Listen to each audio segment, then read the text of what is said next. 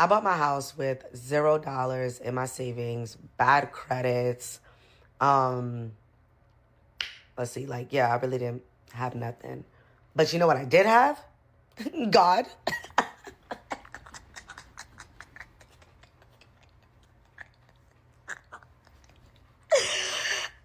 As long as I have him, I don't need nothing.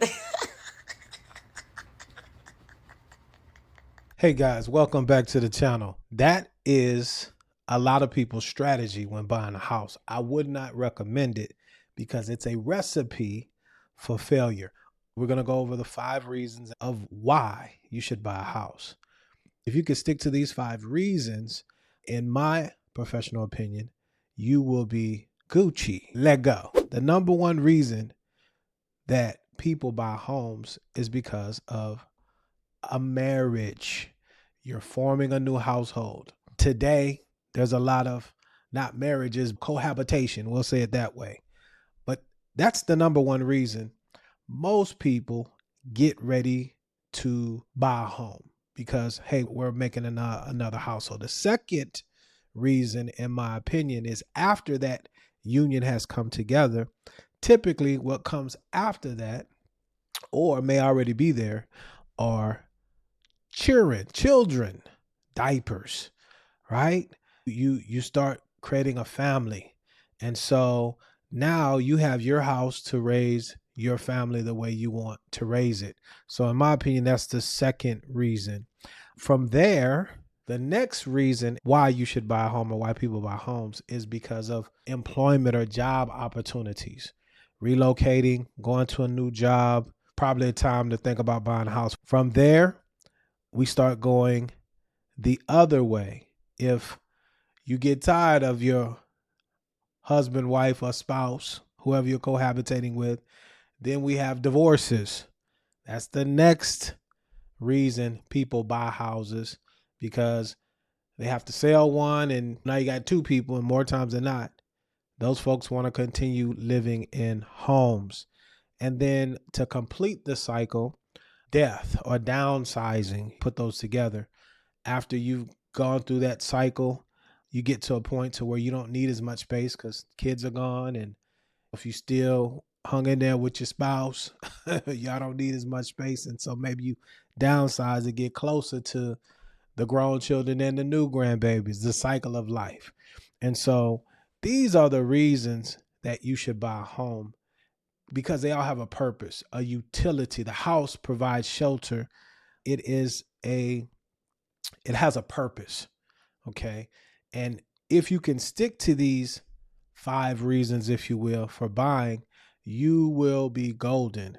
Now, with that, I think you need to add to those 5 reasons, or before you implement those or pull the trigger on those 5 reasons, there's some foundational things that I believe that you need to have in place. You must have an emergency fund.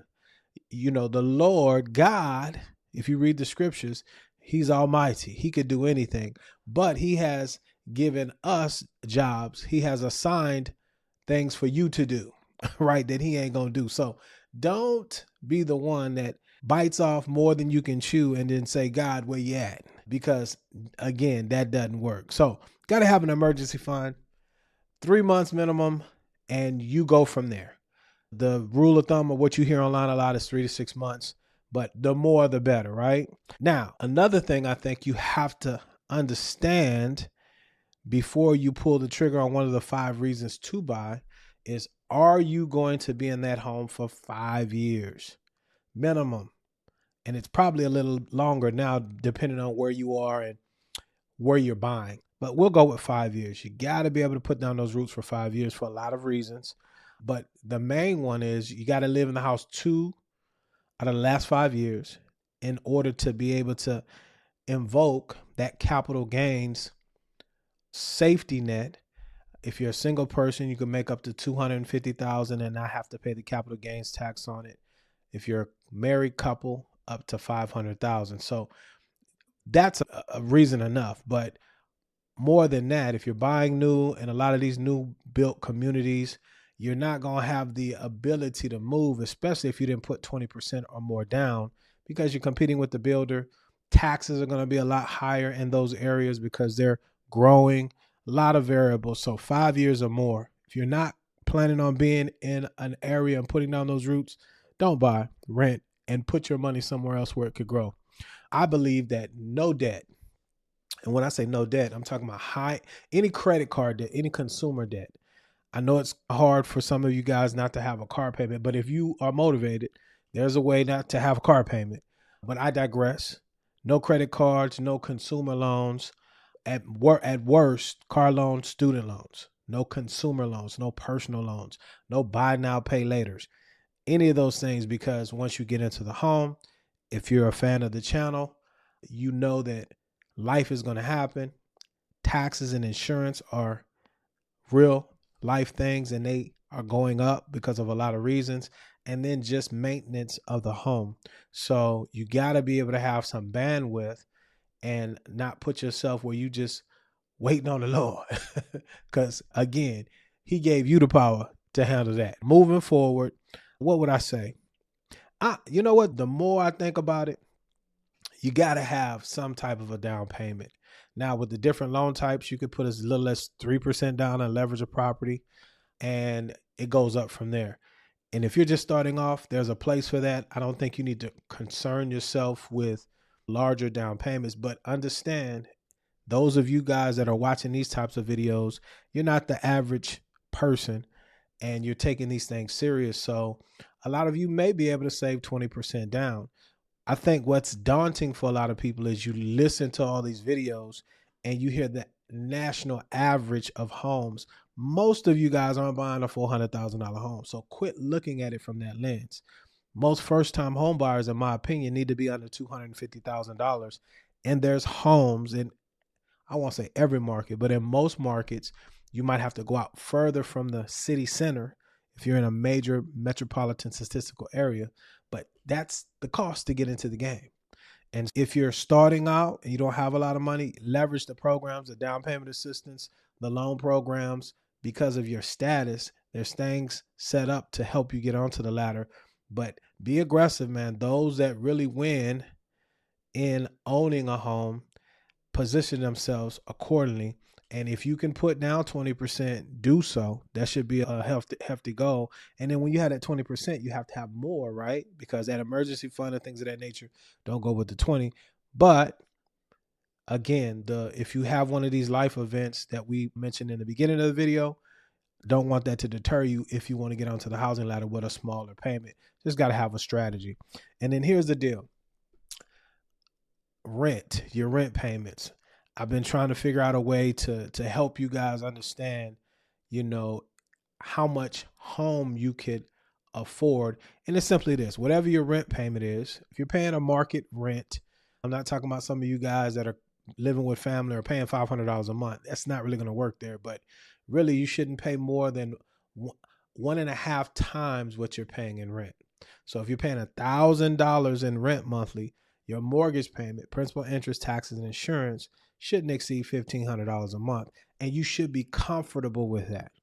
And so that is just a guide, something that you can use to get a ballpark until you actually qualify and see what numbers really look like. But from there, if you don't like that, keep this in mind. Whatever the value, the purchasing price of whatever you're buying, it should not exceed more than 5% of what your rent is annually. Okay. So let's do a little math. Let's grab a calculator. Okay. And let's say you're buying a $250,000 house. 5% of that, that's $12,500. That's the annual number. Divide that by 12. And so your rent is $1,042 or more. Then you're ready to add that 0.5% to that to get into a mortgage. So that's the tipping point to let you know, hey, I'm ready to buy or get into a house. If you're forming a new family, okay, we'll call it getting married.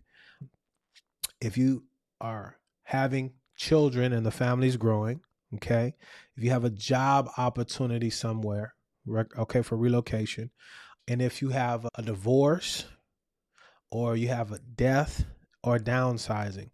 If one of those life events happen, make sure you have these other 5 metrics in place, and you will be well on your way to being not just a home buyer, but a successful home owner, and the house will be a blessing for you while you nurture your most valuable resource, and as you and your family. If this resonates and you say, you know what, Robert, I like the way you think, I like the way you communicate, I think I'm ready to take the next step, which would be to get properly pre-approved with a lender so that you can see what it is that you actually can afford.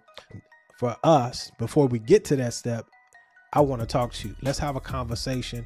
Let me hear what it is that you would like to achieve so that we can see if there's a fit.